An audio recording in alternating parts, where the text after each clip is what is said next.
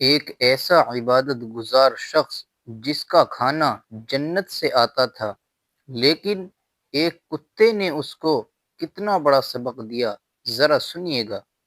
ایک عبادت گزار شخص شہر سے دور ایک ویران پہاڑی کے اوپر ہر وقت اللہ کی عبادت میں مشروف رہتا تھا۔ وہ رات کے تھوڑے حصے میں آرام کرتا اور جب صبح نیند سے اٹھتا تو ہر روز اس کے لیے کھانا اس کے سامنے رکھا ہوتا۔ اس کا رزق اپنے آپ اللہ کی طرف سے آ جاتا تھا۔ یہ سلسلہ ماشاء اللہ۔ لمبے عرصے سے چل رہا تھا۔ پہلے نہ کبھی اس عابد شخص کی عبادت میں کمی آئی تھی اور نہ ہی کبھی اللہ کی طرف سے اس کا رزق بند ہوا تھا۔ پھر ایک دن ایسا آیا کہ جیسے ہی صبح عبادت گزار شخص نیند سے اٹھا، اس دن اس کا کھانا نہیں آیا۔ بیچارہ عبادت گزار شخص سارا دن انتظار کرتا رہا۔ شام ہو گئی مگر کھانا نہ آیا۔ آخرکار وہ مجبور ہو کر پہاڑی سے نیچے اترا اور رزق کی تلاش میں نکل پڑا۔ چلتے چلتے عبادت گزار ایک عیسائی کے دروازے پر جا پہنچا۔ اس عیسائی نے عبادت گزار شخص کو 3 روٹیاں دیں۔ وہ روٹیاں لے کر واپس چل پڑا۔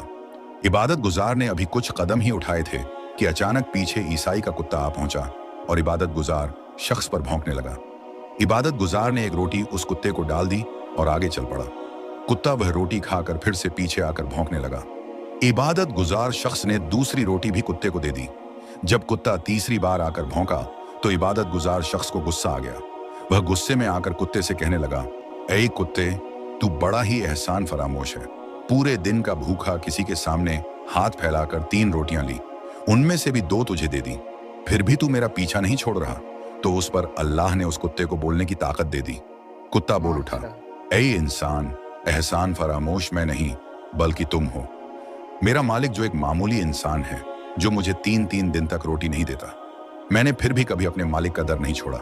اور تمہارا مالک جو اتنا بڑا ہے کہ جسے لفظوں میں بیان نہیں کیا جا سکتا، بیش اس نے صرف 1 دن تجھے کھانا نہیں دیا تو تم کسی اور کے دروازے پر جا پہنچے۔ کتے کا یہ کہنا سن کر عبادت گزار شخص کی آنکھوں میں آنسو آ گئے، اور جب وہ واپس اپنے ٹھکانے پر پہنچا تو دیکھا کھانا اسی طرح رکھا ہوا ہے۔